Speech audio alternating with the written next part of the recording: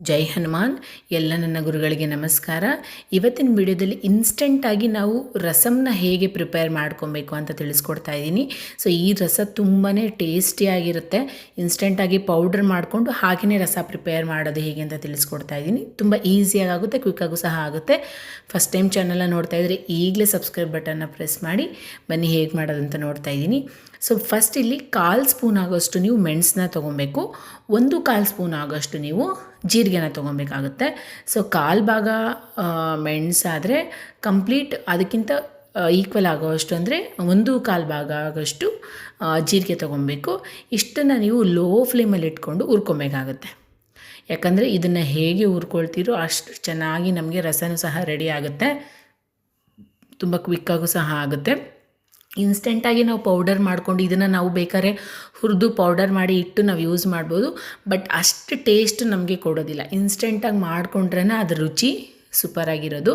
ಎಷ್ಟೊತ್ತಾಗುತ್ತೆ, minimum ಇನ್ನೊಂದು 5 ನಿಮಿಷ ಜಾಸ್ತಿ ಆಗುತ್ತೆ, ಅಷ್ಟೇ, ಜಾಸ್ತಿ ಏನಾಗೋದಿಲ್ಲ ಅಲ್ವಾ. ಸೊ ನೋಡಿ, ಈಗ ನಾನು ಸ್ಟವ್ ಆಫ್ ಮಾಡಿದ್ದಾಯಿತು. ಆಲ್ರೆಡಿ ನಾನು 1 ನಿಂಬೆಹಣ್ಣು ಗಾತ್ರದಷ್ಟು ಹುಣಸೆಹಣ್ಣು ನೆನೆಸಿಟ್ಟಿದ್ದೀನಿ. 1 ಬೆಳ್ಳುಳ್ಳಿ, ಇದಕ್ಕೆ ಬೆಳ್ಳುಳ್ಳಿ, ಹುಣಸೆಹಣ್ಣು ಮತ್ತು ಮೆಣಸಿನ್ಕಾಯಿನ ಇದಕ್ಕೆ ನಮಗೆ ಟೇಸ್ಟ್ ಜಾಸ್ತಿ ಕೊಡೋದು. ನೀಟಾಗಿ ಕಿವುಚ್ಕೊಳ್ಳಿ.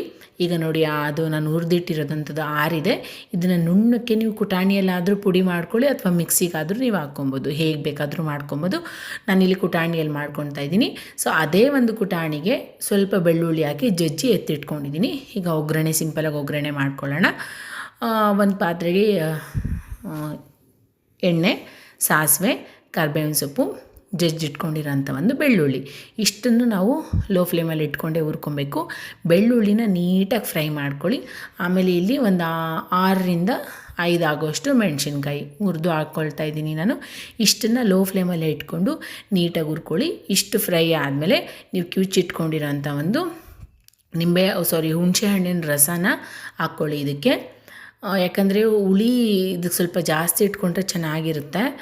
ಮತ್ತು ನೀವು ಪೌಡ್ರ್ ಮಾಡ್ಕೊಂಡಿರೋಂಥ ಒಂದು ರಸಮ್ ಪೌಡರ್. ಸೊ ಇಷ್ಟನ್ನು ಮಾಡಿಕೊಂಡು ನಿಮಗೆ ಎಷ್ಟು ಬೇಕು ಕನ್ಸಿಸ್ಟೆಂಟಿ ನೋಡ್ಕೊಳ್ಳಿ. ನಿಮಗೆ ಜಾಸ್ತಿ ಮಂದ ಇರಬೇಕು ರಸ ಅಂತ ಅಂದರೆ ನೀರು ಸ್ವಲ್ಪ ಕಡಿಮೆ ಹಾಕ್ಕೊಳ್ಳಿ. ಜಾಸ್ತಿ ತೆಳುವಾಗಿರಬೇಕು ಅಂತಂದರೆ ನೀರು ಸ್ವಲ್ಪ ಜಾಸ್ತಿ ಹಾಕ್ಕೊಳ್ಳಿ. ರಸಮ್ ಆಲ್ಮೋಸ್ಟ್ ತೆಳ್ಳಗಿದ್ರೇ ಚೆನ್ನಾಗಿರೋದು. ರುಚಿಗೆ ತಕ್ಕಷ್ಟು ಉಪ್ಪು ಹಾಕ್ಕೊಂಡು ಕೊತ್ತಂಬರಿ ಸೊಪ್ಪನ್ನ ಚೆನ್ನಾಗಿ ಕುದಿಯೋದಕ್ಕೆ ಬಿಡಿ. ಚೆನ್ನಾಗಿ ಕುದ್ದಾದಮೇಲೆ ಕೊತ್ತಂಬರಿ ಸೊಪ್ಪು ಹಾಕ್ಕೊಂಡು ಘಮ್ ಅಂತ ಘಮ ಬರಬೇಕು ರಸ, ಆವಾಗಲೇ ಚೆನ್ನಾಗಿರೋದು. ಆಲ್ಮೋಸ್ಟ್ ಒಂದು 7ರಿಂದ 8 ನಿಮಿಷದಲ್ಲಿ ಪುಡಿ ಮತ್ತು ರಸ ಎರಡೂ ರೆಡಿ ಆಗಿಬಿಡುತ್ತೆ. ತಿನ್ನೋದಕ್ಕೆ ಮಾತ್ರ ತುಂಬ ಚೆನ್ನಾಗಿರುತ್ತೆ. ಇದಕ್ಕೆ ಸ್ವಲ್ಪ ತುಪ್ಪ ಹಾಕ್ಕೊಂಡು ತಿಂತಾಯಿದ್ರೆ ಟೇಸ್ಟ್ ಮಾತ್ರ ನೆಕ್ಸ್ಟ್ ಲೆವೆಲಲ್ಲಿರುತ್ತೆ. ನೀವು ಸಹ ಟ್ರೈ ಮಾಡಿ, ಖಂಡಿತವಾಗ್ಲೂ ಈ ರಸಮ್ನ ಟ್ರೈ ಮಾಡಬೇಕು. ಡೈಜೆಷನ್ಗೆ ತುಂಬ ಒಳ್ಳೆಯದಿದು. ಸೊ ಹೇಗಿತ್ತು ಅಂತ ನನಗೆ ಕಮೆಂಟ್ ಮಾಡಿ ತಿಳಿಸಿ. ಇನ್ ಕೇಸ್ ನಿಮ್ಗೆ ಇಷ್ಟ ಆದರೆ ಬೇರೆಯವ್ರಿಗೂ ಸಹ ಶೇರ್ ಮಾಡಿ ಅಂತ ಹೇಳ್ತಾ ಬಾಯ್. Thank you.